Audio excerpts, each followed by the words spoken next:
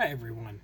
Welcome to our next installment of our devotion series. We are called, this is part 19 on Wednesday, July 15th of 2020, and we're going to look at 3rd Isaiah. Our reading is Isaiah chapter 58, verses 1 to 14. And forgive me if I get a little excited on this one. I'll tell you in a second. The prophet says, "Shout out, do not hold back. Lift up your voice like a trumpet. Announce to my people their rebellion, to the house of Jacob their sins. Yet, day after day they seek me and delight to know my ways, as if they were a nation that practiced righteousness and did not forsake the ordinance of their God.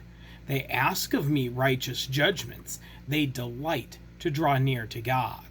Why do we fast, but you do not see? Why humble ourselves, but you do not notice?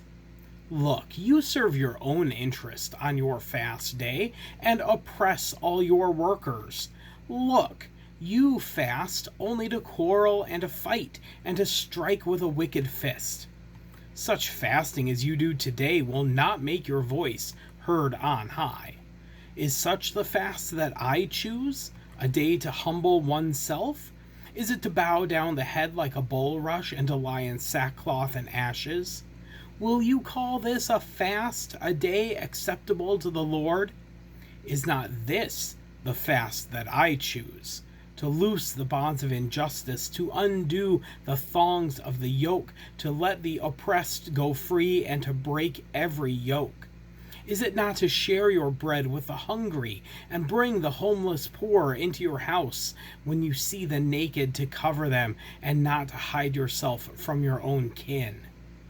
Then your light shall break forth like the dawn, and your healing shall spring up quickly. Your vindicator shall go before you. The glory of the Lord shall be your rear guard. Then you shall call, and the Lord will answer. You shall cry for help, and he will say, Here I am. If you remove the yoke from among you, the pointing of the finger, the speaking of evil, if you offer your food to the hungry and satisfy the needs of the afflicted, then your light shall rise in the darkness, and your gloom be like the noonday. The Lord will guide you continually and satisfy your needs in parched places and make your bones strong. And you shall be like a watered garden, like a spring of water whose waters never fail. Your ancient ruins shall be rebuilt, and you shall raise up the foundations of many generations. You shall be called the repairer of the breach, the restorer of streets to live in.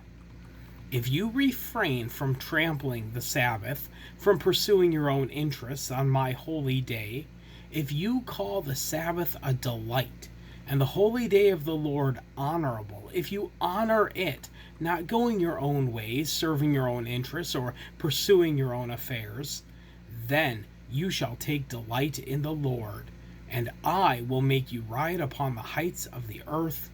I will feed you with the heritage of your ancestor Jacob, for the mouth of the Lord has spoken." Here ends the reading. This is one of my favorite passages in the entire Bible. It comes from the part of Isaiah we call 3rd Isaiah. It's the third major section by a prophet long after the other two. I already talked about the first part of Isaiah back on May 17th, who preached in Jerusalem during the Assyrian conflict around 740 BCE. And I already talked about 2nd Isaiah back on June 17th, who preached more than 100 years later in Babylon to those taken into exile. And now, about 100 years after that, another set of prophecies from the prophet Isaiah are brought to the Jews rebuilding Jerusalem after the return from Babylon. We're at about 490 BCE. While the Babylonian exile itself is one of the most important events in the history of the Israelites and the single most important event in the formation of the Bible, the restoration phase was probably the most important time for prophetic activity. There are more prophets active during this time than any other time in the history of the Israelites, and all were trying to help the people rebuild their community after this terrible national tragedy. But then they all had different ideas about what that would or should look like. So I talked about Ezra, whose book comes in the history section, and about how he wanted to rebuild the community, but part of his plan was to remove the foreigners from the people. And then I talked about Haggai as the one who preached that the most important thing was to rebuild the temple. As long as the church was open, everything else would be fine. And then I talked about the first part of Zechariah, who talked about how the community was going to have to be more in line with what God had originally intended. Third Isaiah is a different prophet than the first two who claimed the name Isaiah, but he clearly knew the work of those previous two, and he continued their themes, particularly the concept that God's election of Abraham and the formation of the people of Israel was for a purpose and for a reason. The reason why God chose a people, why God gave the law and the writings and all the prophets, the reason why God chose you in your baptism to be a part of this work is to bring salvation to all people. Not just some, not just the chosen ones, to all people. Third Isaiah clearly does not agree with Ezra. At one point he says, "Do not let the foreigner joined to the Lord say, 'The Lord will surely separate me from his people.'" Do not let the foreigner say this. And he says, "The foreigners who join themselves to the Lord to minister to him, to love the name of the Lord, and to be his servants, all who keep the Sabbath and do not profane it, and hold fast my covenant, these I will bring to my holy mountain, and I will make them joyful in my house of prayer. Thus says the Lord God, who gathers the outcasts of Israel, I will gather others to them besides those already gathered." Third Isaiah doesn't have a problem with foreigners, with refugees, with other people moving in, with other people being part of this community. And third Isaiah clearly doesn't agree with Haggai either. Here, this passage, which just demands to be performed more than read, Isaiah tells us that just going to worship doesn't make you a faithful follower of God. Just like standing in a garage doesn't make you a car. There's a deeper reality to God's laws than just following the rules for yourself and making everyone else feel bad for not following those rules. God directs us always to work for justice. This elusive ideal of how we humans are supposed to live together. The concept that we are all equal and should be treated with fairness and equality. We don't do a very good job at justice in the best of times. And there are all too many reasons to believe that right now is by far not the best of times. I mean, when you stop and think about what's going on, what's being made apparent in our world today. Think about how black people are being treated in this country. Really think about that for just a moment. And then answer me. Would you like to be treated that way? Or if you think about how LGBTQIA people have been treated in the land of the free, would you like to be treated like that? There are still children in cages at our southern border, but I don't see anyone volunteering their own children for that treatment.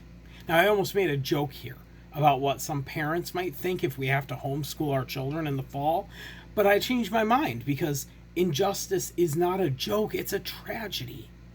What a lot of us think of as normal or regular is distinctly unfair, unequal, and unjust for so many others. And Isaiah tells us over and over that God is angered by this.